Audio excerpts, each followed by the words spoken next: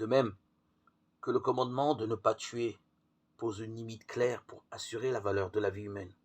Aujourd'hui, nous devons dire non à une économie de l'exclusion et de la disparité sociale.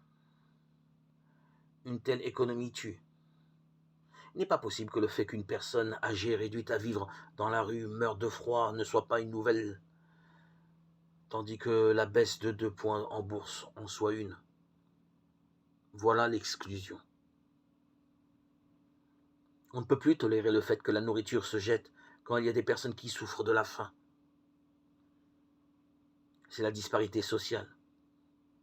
Aujourd'hui, tout entre dans le jeu de la compétitivité, de la loi du plus fort, où le puissant mange le plus faible. Comme conséquence de cette situation, de grandes masses de population se voient exclues et marginalisées, sans travail, sans perspective, sans voie de sortie.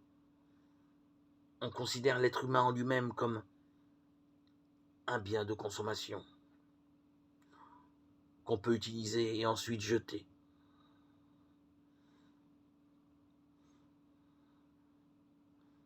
Nous avons mis en route la culture du déchet qui est même promue. Il ne s'agit plus simplement du phénomène de l'exploitation et de l'oppression, mais de quelque chose de nouveau.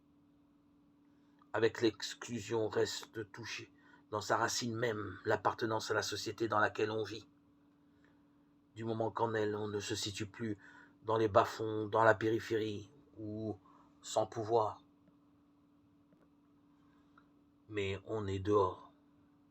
Les exclus ne sont pas des exploités, mais des déchets, des restes.